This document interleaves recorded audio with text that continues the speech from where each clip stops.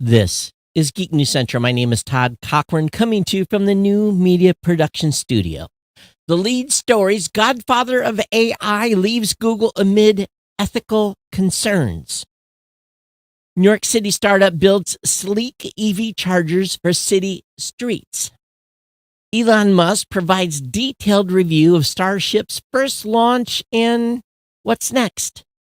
And FTC warns tech companies against AI shenanigans that harm consumers. I want to welcome you to episode 1666 of the Geek News Central podcast for Monday, May 1st. This show is sponsored in part by GoDaddy.com and listeners just like you. Great deals from GoDaddy can be found at geeknewscentral.com/GoDaddy.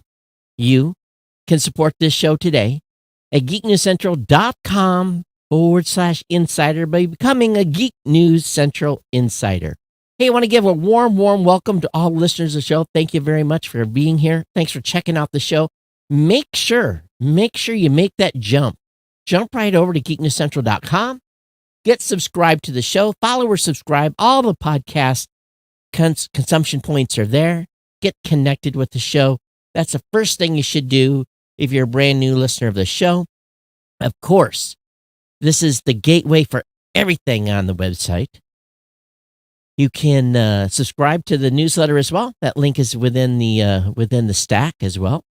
Of course, if you want to participate socially, you can join our chat room, geeknews.chat. That's a Mastodon chat server, or our Discord channel. Links to those are within the show notes. You can always contact me via email, geeknews@gmail.com or .com/GoDaddy. That's where the savings begin. You can save money on our May 2023 non-expiring GoDaddy promo codes. 30% off a new product purchase, $4.99 for a brand new .com for those of you that are new customers or transferring one in.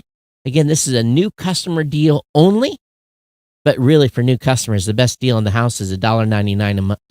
$1.99. Yes, $1.99 a month. Economy hosting for the first year with a free domain.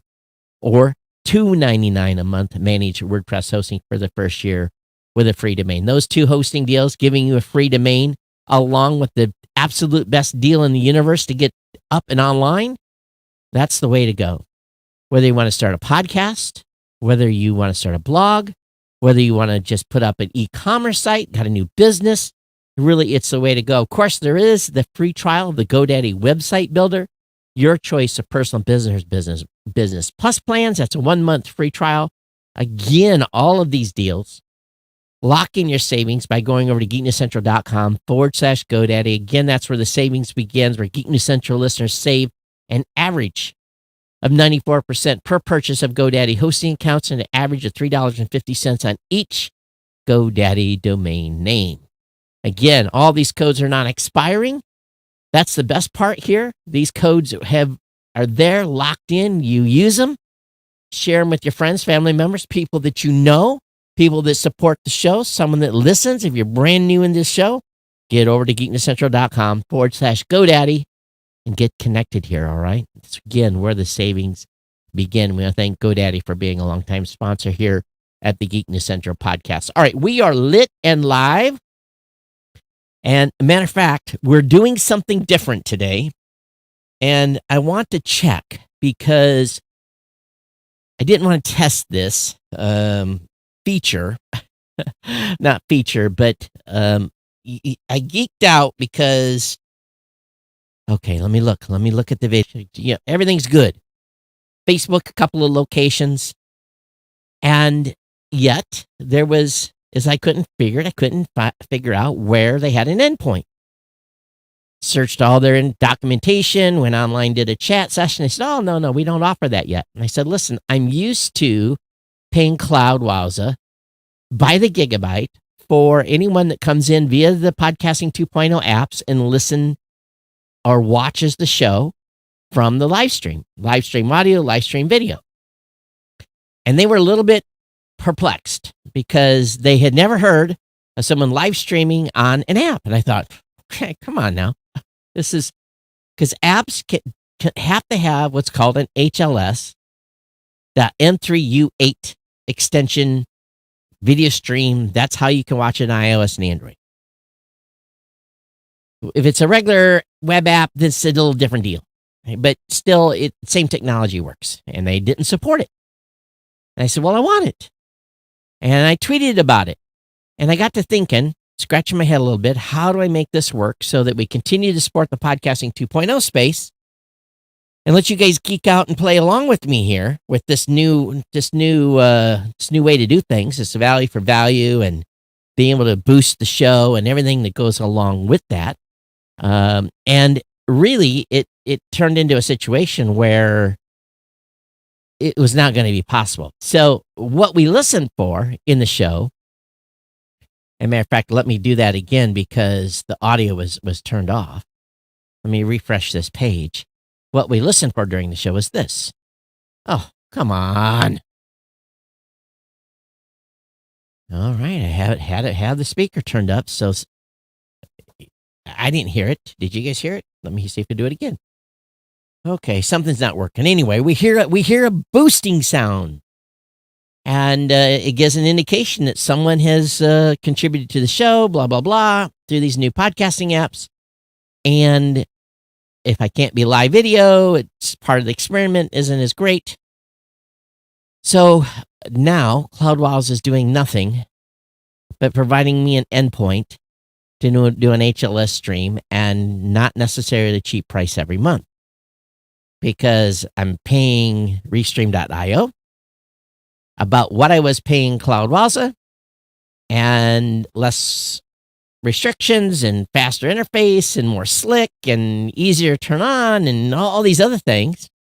No waiting and no waiting for the server to spool up and all the stuff that I like for live.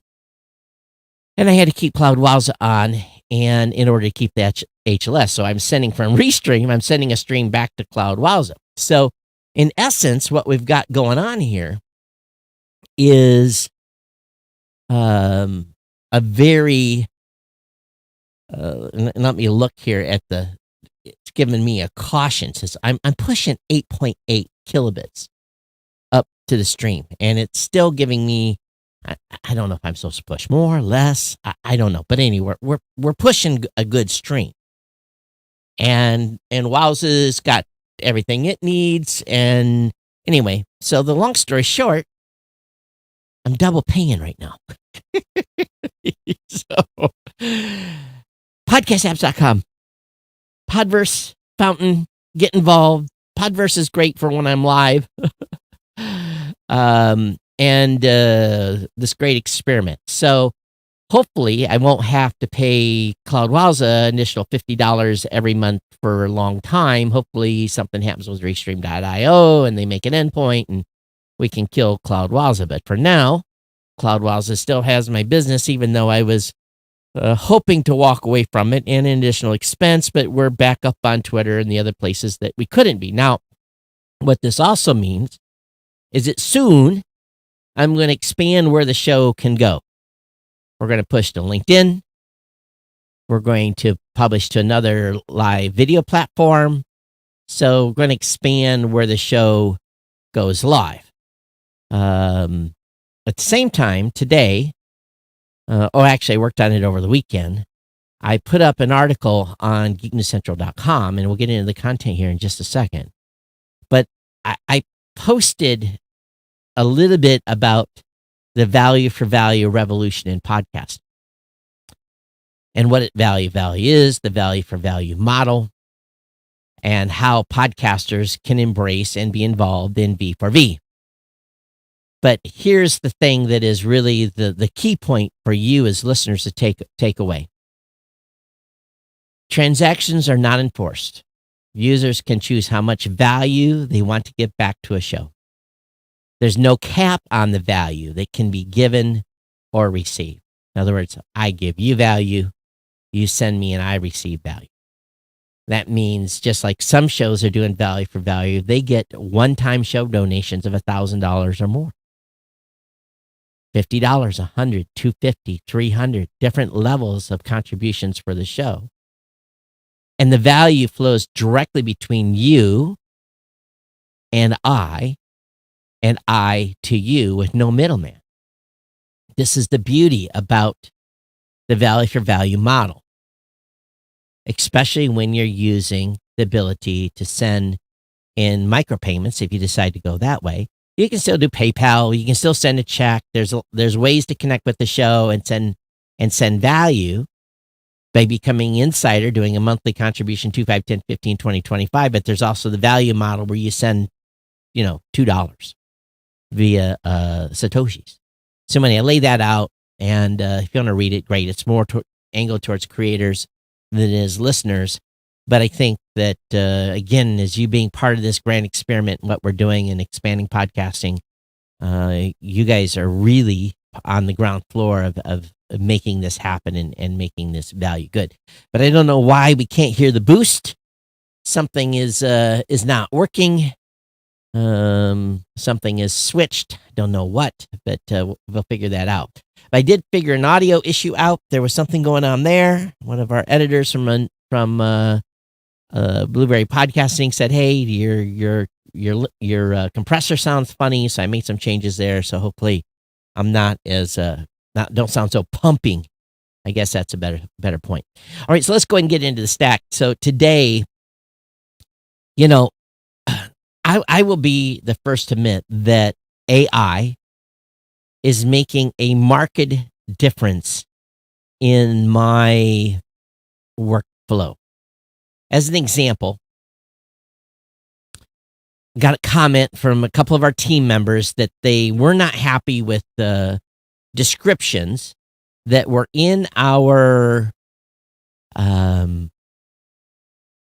in the marketplace on blueberry.com where you would go in and choose your plan and choose any add-on products that they weren't happy with the add-on write-ups. And it was one of those things where we probably got a little rush, and I read them. I'm like, yeah, that really is not value add. The podcaster is not going to be able to make an educated decision. If it's kind of vague, they're going to have to click more info, and then chances of them actually doing something is much, much lower. Now, let me look what's going on here. Oh, it's complaining about the stream. Don't have enough bandwidth. So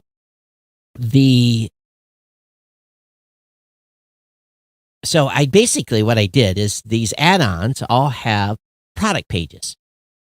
So very simply, I went to the product pages and I copied the text and I told the AI, give me 170 characters, because that's what we had to fit in the block.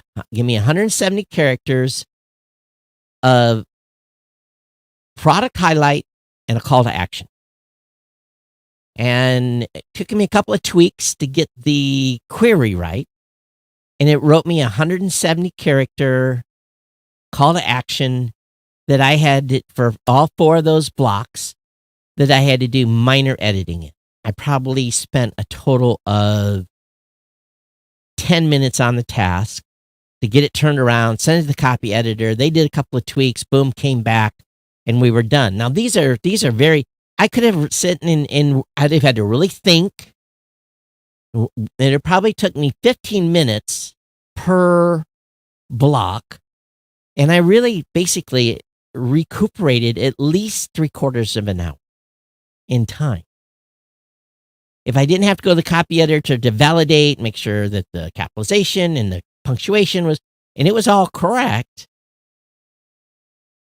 it made a big difference. So when I hear these concerns currently, and I understand where they're coming from about this individual who says he's left Google amid ethical concerns,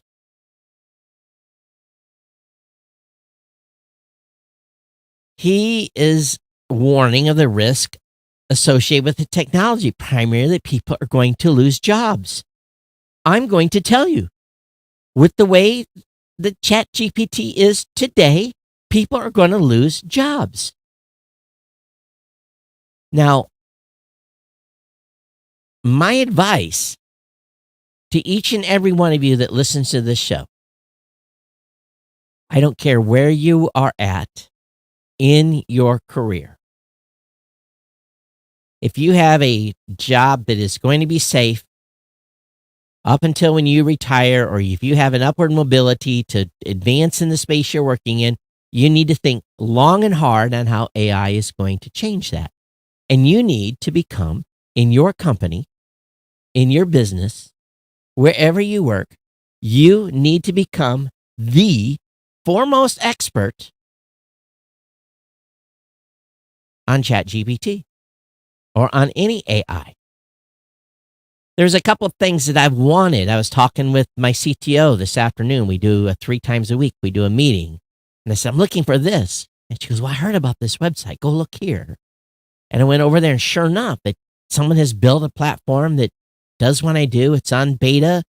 So I signed up for an account, and I'm playing around with it. I'm thinking, oh my God, this is exactly what I wanted. And what's it going to do? What is that one site that I'm probably going to end up? I think the cost on it's $57 a month.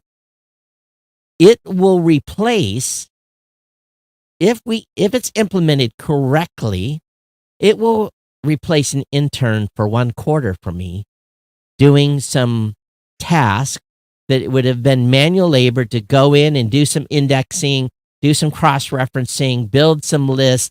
It really would have taken a full quarter of just someone doing grunge work and digging through where this is being done all automatically. It's not perfect. But if I hire an intern, I'm going to spend at least 8 hours going through and doing examples, explaining how I want something looked at, how I want it cross-referenced. All these things would have taken at least 8 hours to train somebody. And then I'm sure there would have been a couple of 2 or 3 or 5 touch points, meetings to go over results. And then once the meetings were over, I say implement. The site we found does everything I wanted to do within the criteria I was thinking about. And all I have to do at the end is go execute once I approve what I want this tool to do. And probably 2 or 3 days of messing around with this thing. I'm assuming it's going to take me a couple of days, probably 8, 10, 12 hours of working and manipulation and analyzing to replace what would have taken someone that I would have had to hire and train 3 months to do. I'm not kidding. So you need to become the expert in AI tools, not just ChatGPT, but everything that's out there about AI. You need to become that person in your organization. This is what he says. He says he's also concerned it might not just eliminate drudge work, but outright replace some jobs. Well, right now, drudge work is where it is definitely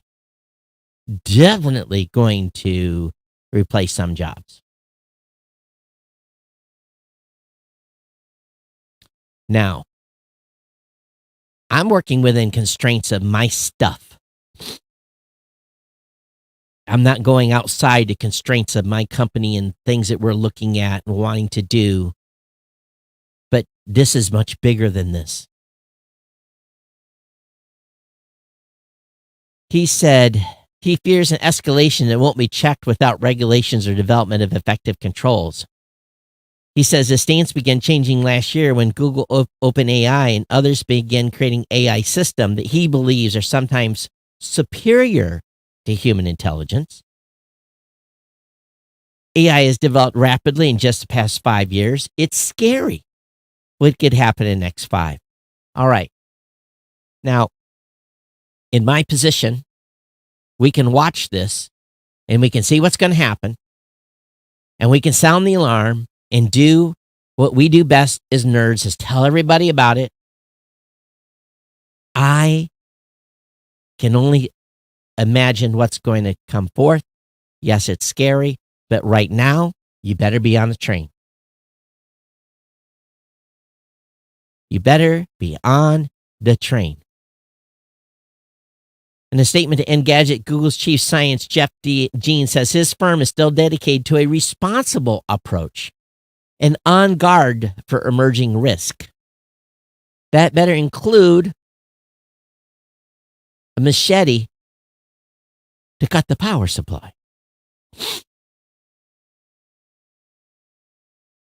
The search giant recently released a rough version of its Bard chatbot, following months of rumor.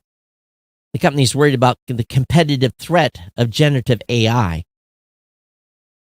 What I'm doing now, if I'm doing new research, is something I don't know, I go out and I look for authoritative sites that are writing content. I needed some information today about the Lightning Network. I needed a description about the Lightning Network. I needed the ability to understand how this was described, how it's laid out, and went to the foremost site where it was.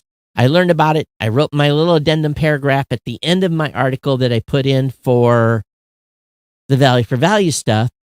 So I'm still using resources and doing a lot of original writing. But boy, oh boy, getting a foundation of things to look at, ideas. Times are changing here. And I understand the concern. We've all seen Terminator. It could happen. Now, Stephen Hawking warned AI could mean the end of the human race in years leading up to his death.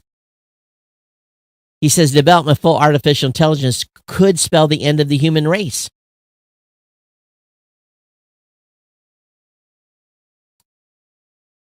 Hawking's comment to the BBC in 2014 that AI could spell the end was in response to a question about potentially revamping voice technology. He told the BBC that very basic forms of AI had already proven powerful, but creating systems that rival human intelligence or surpass it could be disastrous to the human race. It could take its own and redesign itself at an ever-increasing rate, which is true. But right now,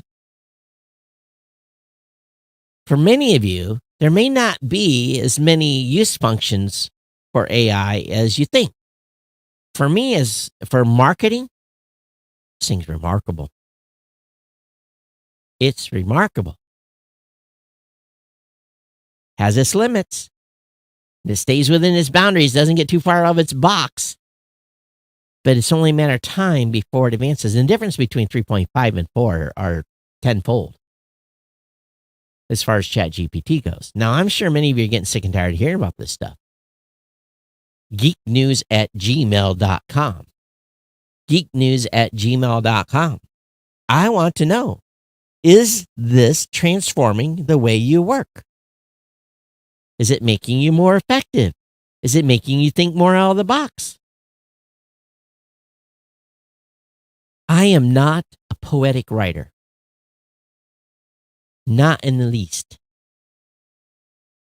But when I read something within the constraints of the things I've told it to do, sometimes I couldn't have written that in that way. It'd have been a little more rough and crude and not as elegant. But we have to be careful. We have to be careful about misinformation, wrong instructions. I had it write some instructions for installation of something recently. And I had my tech person go behind and said, did it write this correctly? It said, 0.5 is wrong. And we fixed it. So it doesn't get everything right that it asks you to do. So just don't go on blind faith here either. But if you know the topic upon which you are writing and not putting out new information, it's something that you're working on internally, you already are the subject matter expert, and you just need help with outlines and that kind of stuff. Oh my goodness, as long as you can check your own work and know whether that stuff is right, absolutely.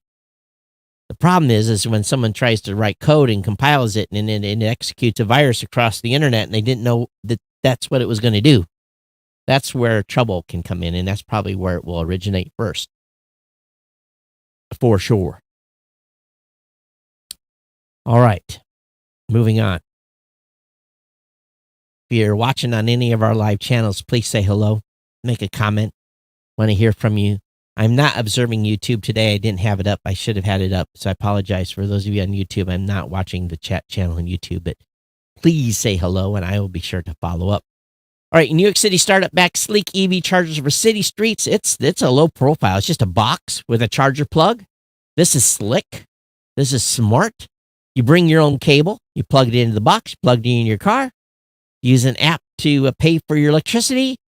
And for a city street, this is brilliant. This is the way forward. This company has got it locked on. And they basically say, hey, you property owner, we'd like to put a charger right outside your property.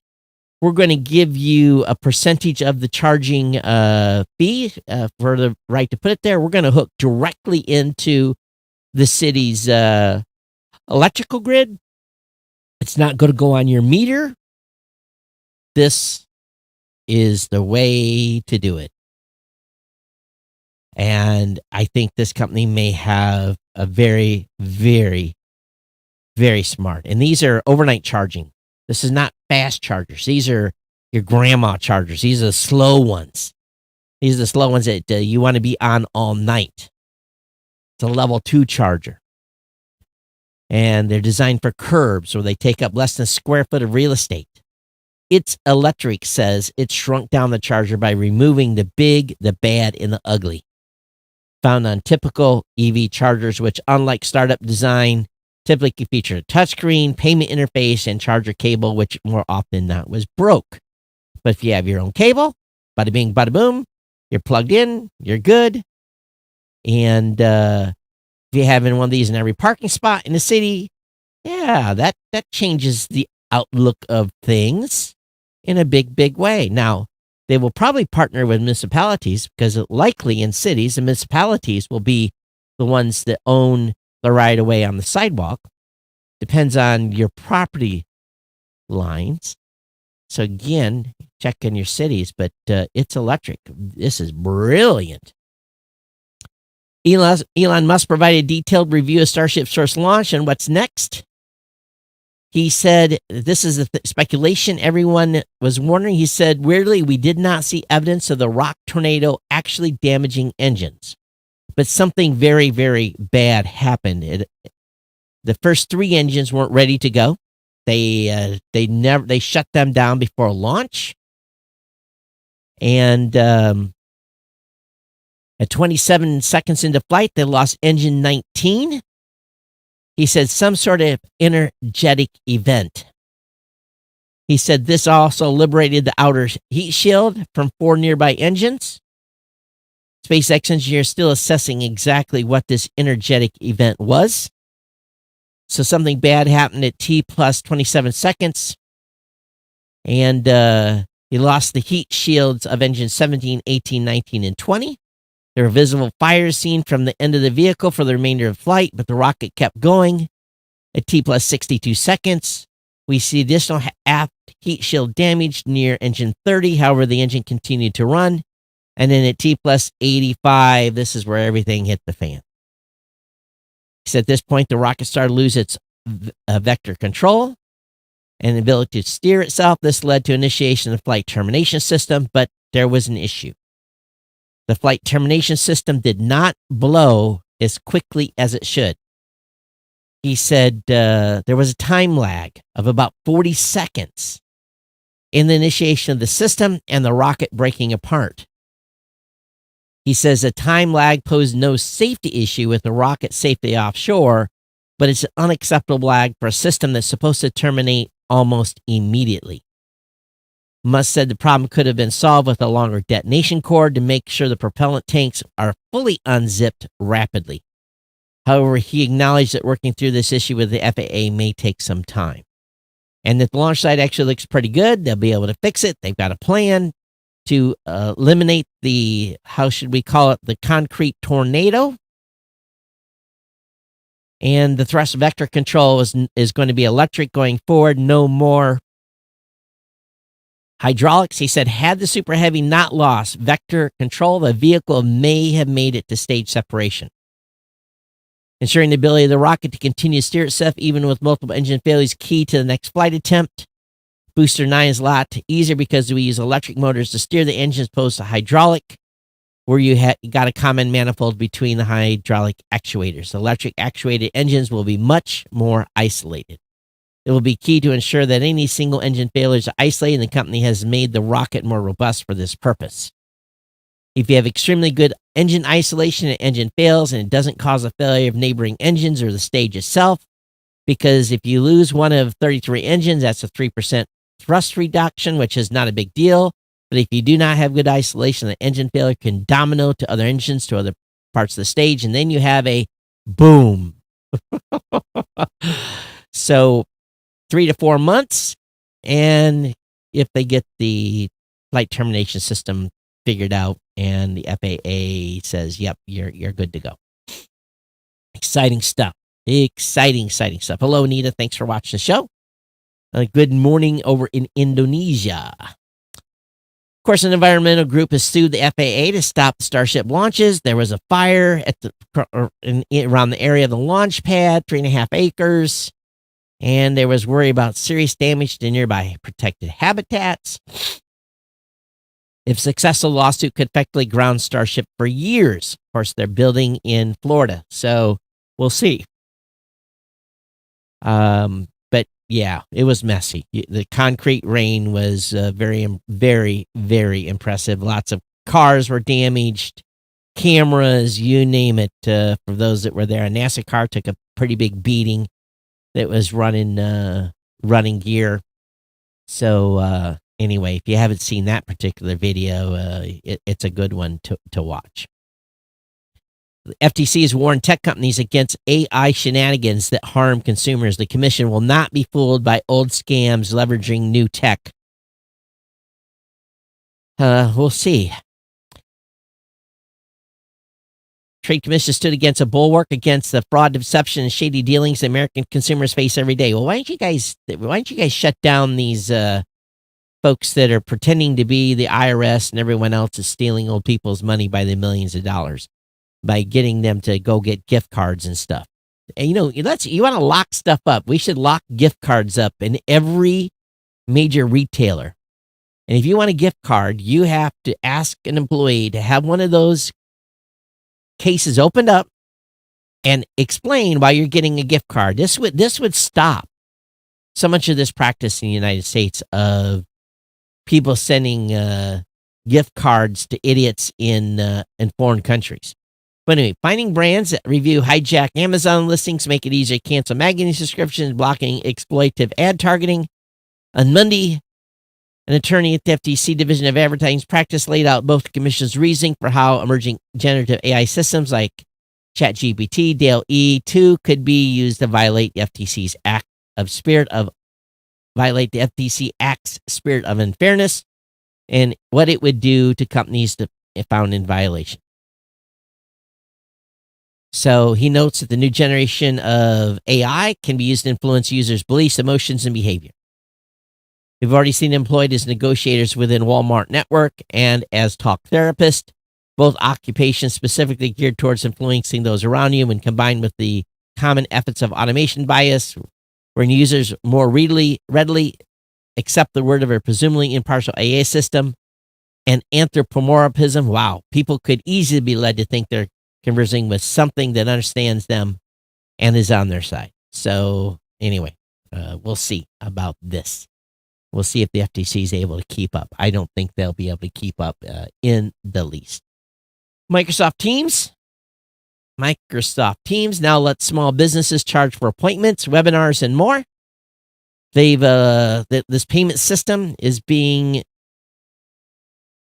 in combination. I saw GoDaddy's name somewhere in here. Microsoft taping into new savviness and demand for small business, offer a new payment app within Teams. It's designed to let businesses host webinars or one-on-one sessions, accept payments from them. Microsoft's partnered with GoDaddy, PayPal, and Stripe to make this possible, and it's free for team business users.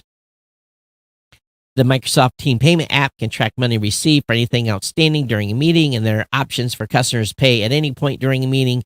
Stripe and PayPal integrations are both available today as part of a public preview, with GoDaddy payments coming soon. Oh, okay. I didn't know GoDaddy had payments. We should know about that, shouldn't we?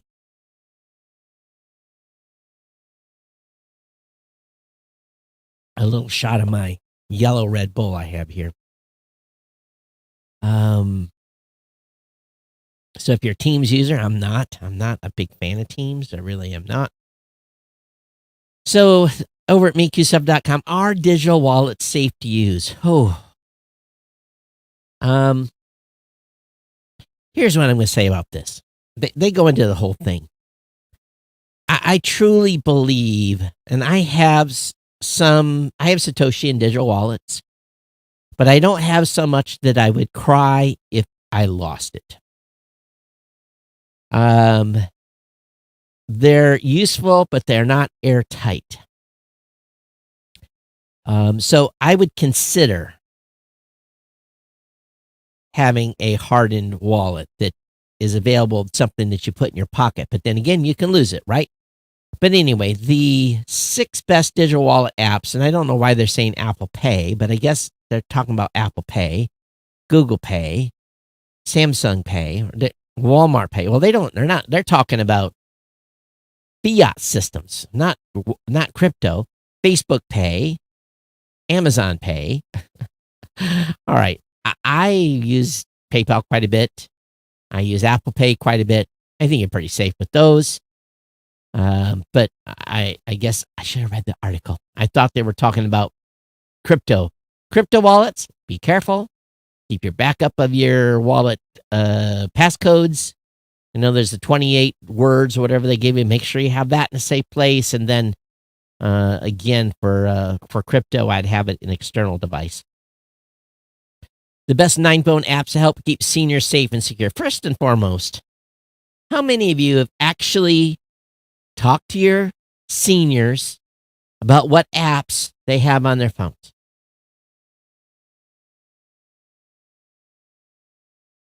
Have you done that? Is that something people do? Well, they've got health apps, which are probably something we want to watch. Medical reminders for medicines, blood pressure, these types of things. So they've got a whole list of apps that you should utilize for senior support. I just don't know if I told my mom what apps to run, she might listen. But come on, I'm not going to dictate I'm going to tell her what not to have on her phone, but not what she should have on her phone. So I think seniors are pretty savvy these days when it comes to their phone. You know, my mom is in her 80s, and guess what? She's pretty savvy using her phone. And she's worried about her privacy too. So she's got her privacy locked down pretty good. Now I know Life 360 or Life 365, one of those is pretty popular. Fall safety. There's a variety of them. Are you telling your seniors what to do? Well, anyway, there's a list over here at makeuseup.com. Use with caution. New York Police Department answers the TikTok car theft challenges. They're going to give away 500 free AirTags. Well, I hope they give them to the right vehicles. Since cities across the U.S. have seen an increase in car thefts, specifically the Hyundai and Kia vehicles, while Hyundai and Kia have started offering a free software update to the millions of affected vehicles in February, that doesn't mean everyone who hasn't driven to their local dealership to get it. If you have a Hyundai or Kia, there's this thing going around where people can steal your car very, very easy. Make sure you get it to the dealer. Get that firmware updated. Check and see if your vehicles are on the list. 4,500 vehicles have been reported stolen overall. So, they announced that the New York Police Department is bringing back the highly controversial 4-legged robot dubbed DigiDog. The city's also... What does that have to do with this? Oh, about the mayor. Okay, this one also has a car-mounted launchers that shoots GPS trackers on vehicles that are in that are running away from the scene. Okay, so Apple AirTags. Where are we going to put those? I guess they're going to give them to the vehicles in mention. AirTags are pretty awesome. I've been using AirTags all over the place. I think I'm up to 9 or 10 things I'm tracking with AirTags. And I'm not putting where people can see them either. They're buried. You have to go looking. Makes it a little harder to change the battery when the battery needs charge, but someone does a cursory look, they're not going to know there's an AirTag in it.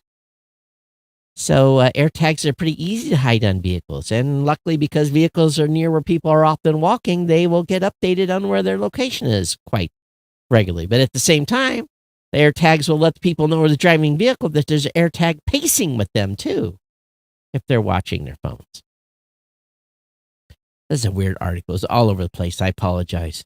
But anyway, they're giving AirTags out to vehicle owners. Only 500 of them. More information about NASA keeping Voyager 2 alive and how that's going. And looks like some of the stuff they're doing is having an effect. We talked about that in the last show.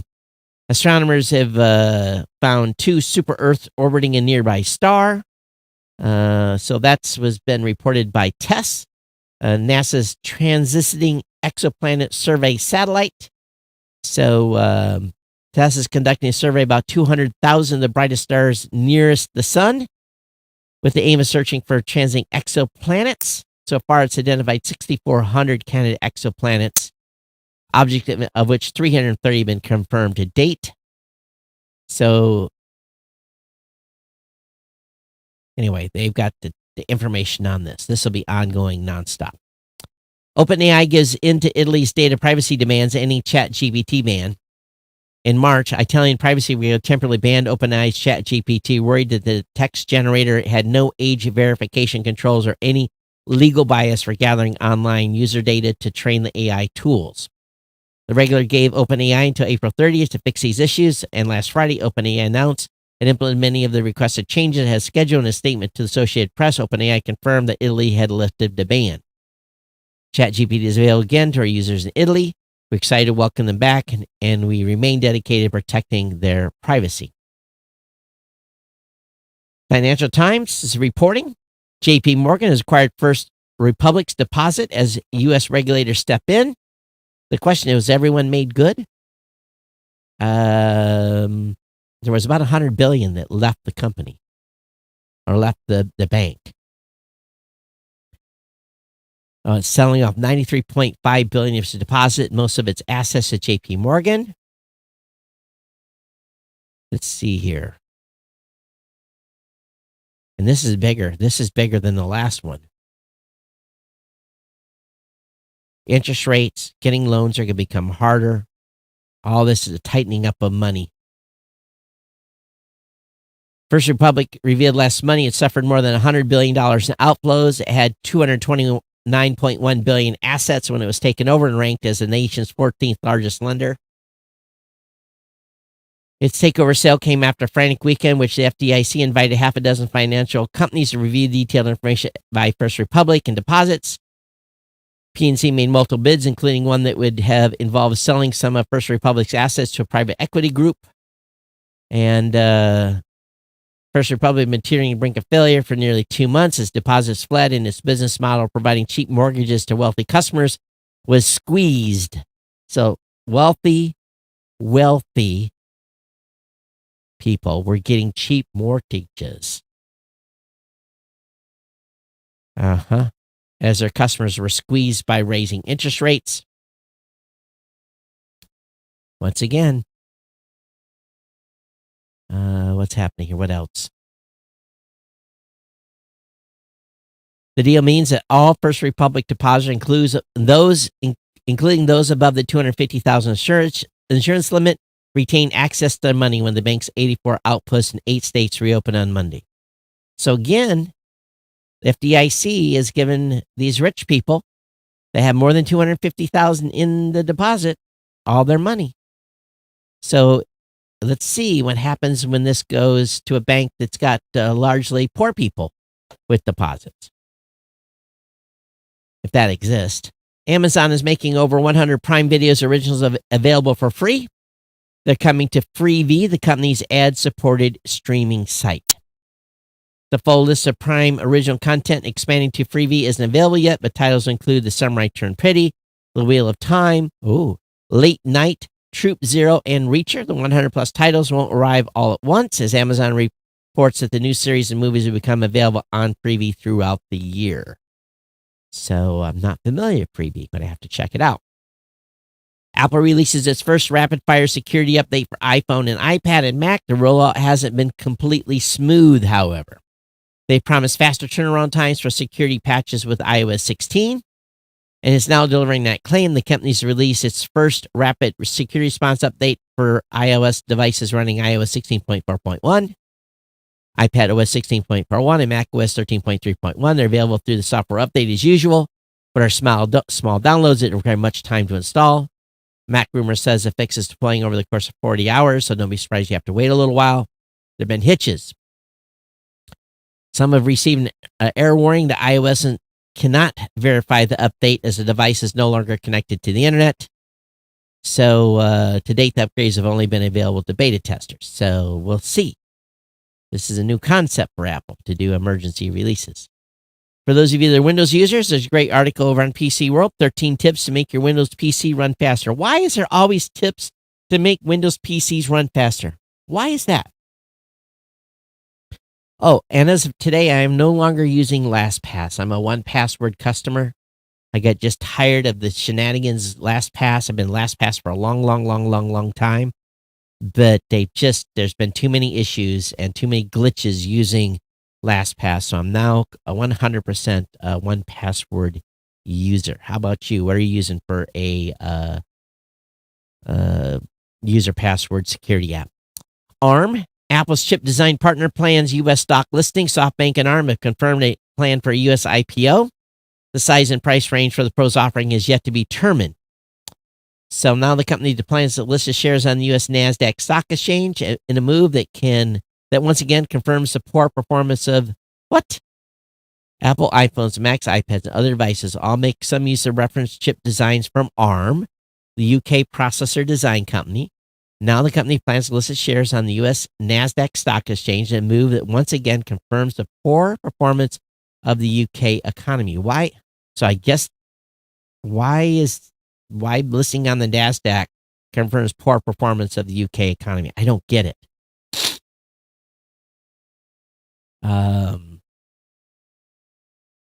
That's interesting. Is it because now I don't know what stock markets they have in the UK? Is that the reason they say that? SoftBank has confirmed it has confidentially submitted a draft registration statement for a listing with the U.S. Securities and Exchange Commission. Current reports that it hopes to raise $10 billion through the IPO. The size and price range for the proposed offering have yet to be determined. Well, one thing's for sure. You're part of the Apple economy. You go everywhere straight up. The Super Mario Brothers movie has made a cool $1 billion. Illumination, Universal's first big Nintendo movie, has become a certified box office success. And so I haven't seen this. I guess it must be good. So a cool $1 billion. Well, it tells you that these types of movies are popular. EU legislates disclosure of copyright data used to train AI. Well, in a brief, European lawmakers recently added a clause to the AI Act. Legislation proposed to regulate machine learning, requiring AI developers to disclose copyrighted data used to train their models. The inspection of copyright data used to train generative AI models was reportedly added to the bill just 2 weeks ago. Against conservative wishes for more surveillance and leftist fantasies of overregulation, Parliament, wow, that's strong wording. Parliament found a solid compromise. It would require AI proportionately protect citizens' rights as well as foster innovation and boost the economy, said Savagina Han, a European Parliament deputy. The AI Act is the first major government to regulate the technology with new laws. It was first drafted over 2 years ago, still being debated and finalized. So,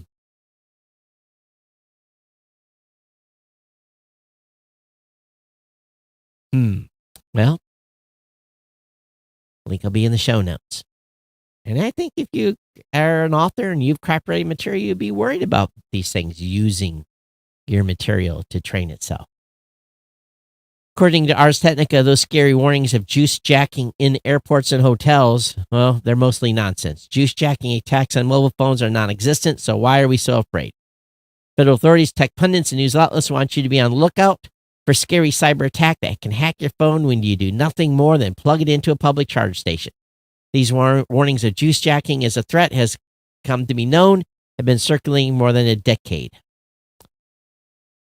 The scenario of juice jacking looks something like this. A hacker sets up equipment in an airport, shopping mall, or hotel. The equipment mimics the look and functions of normal charging stations, which allow people to recharge their mobile phones. Unbeknownst to the user, the charging station surreptitiously sends commands over the charging USB cords or lightning connector and steals contacts, emails, installs malware, and does all kinds of other nefarious things. Well, contrary to the government's communication, the vast majority of cyber experts do not warn that juice jacking is a threat unless you're a target of a nation-state hacker. There are no documented cases of juice jacking ever taking place in the wild. Left out of the advisory is that modern iPhone and Android devices require users to click through an explicit warning before they can exchange files with a device connected by cables. I think we kind of probably knew that, right? Apple's new savings account, which I really wasn't aware this was a thing, draws nearly $1 billion in deposits in its first 4 days. Now listen to this. Apple's freshly launched high-yield savings account brought in as much as $990 million.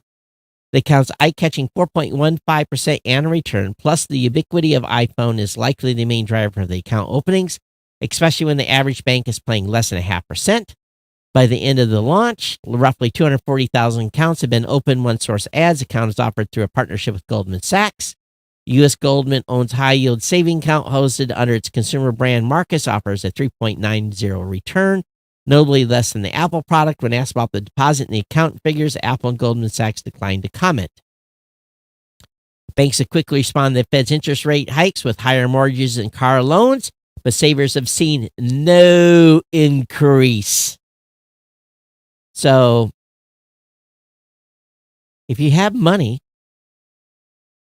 in a savings account that is not that good, maybe this is worth putting some of your money over there.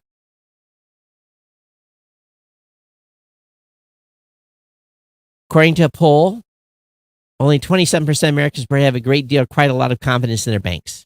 That probably is true, considering you have other things going on here. Apple's goes at warp speed, and a lot of banks are driving at 45 miles an hour in the left lane. So this new high-yield savings account is only available to customers with Apple credit cards.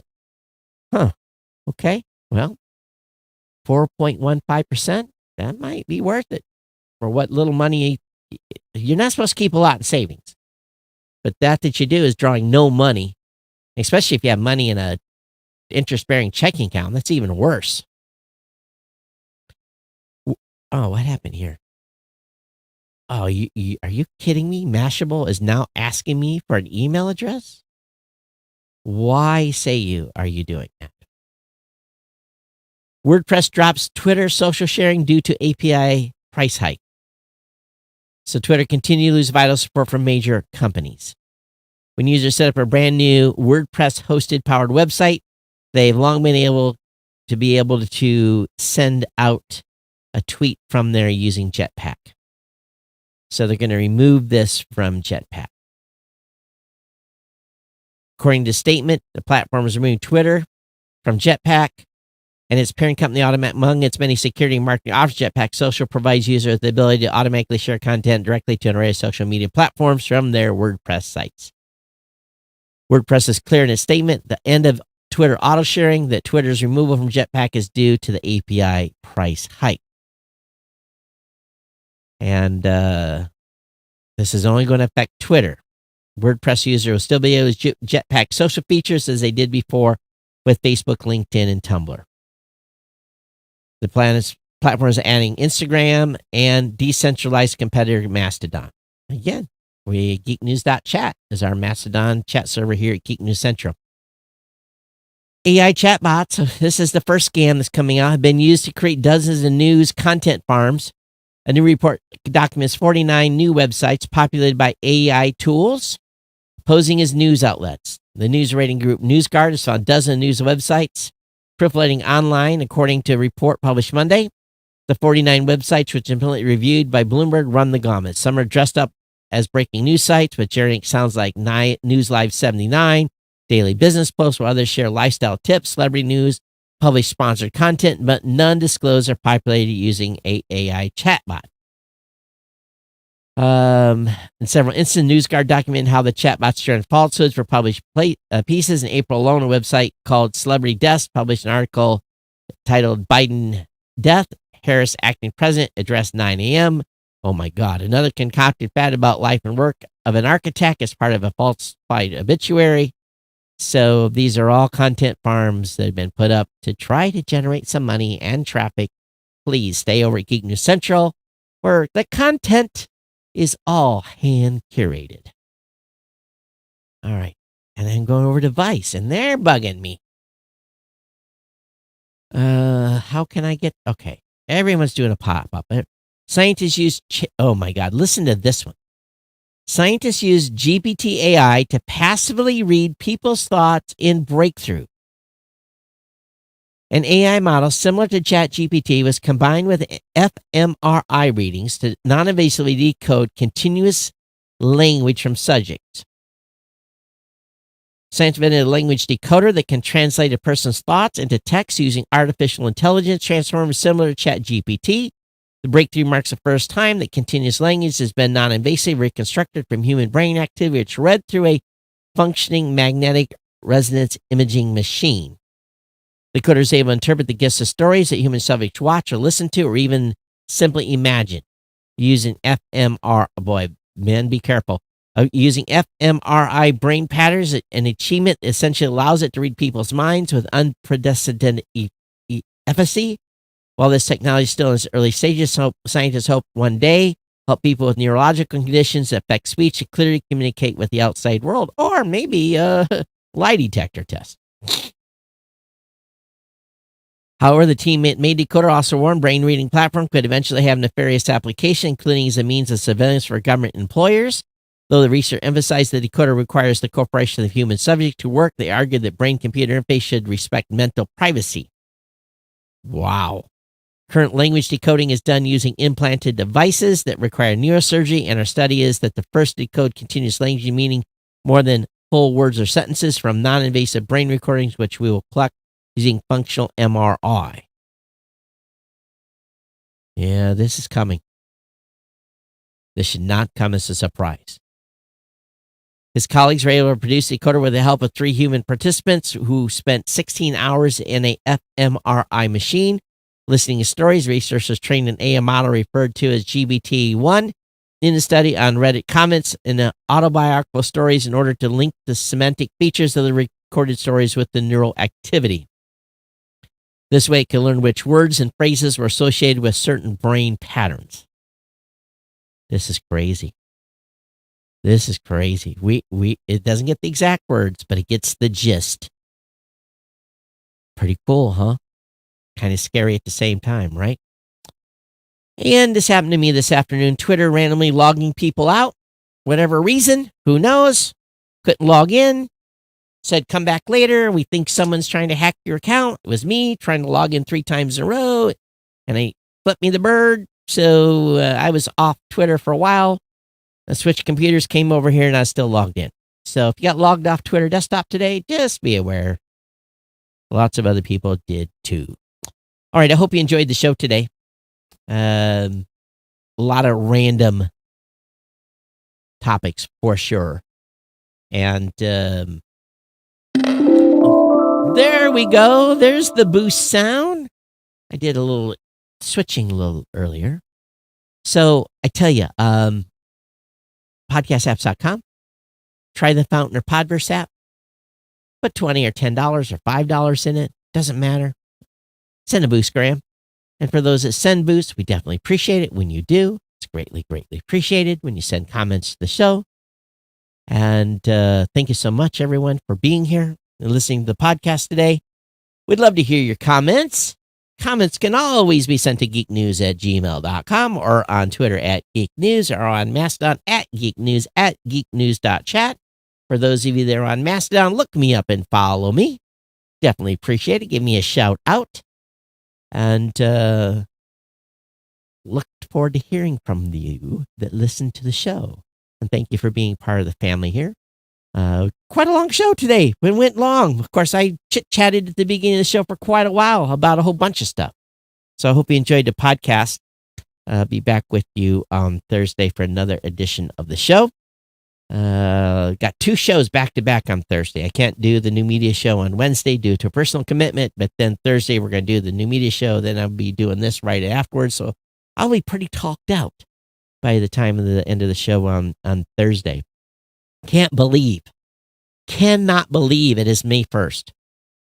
It's just crazy, right?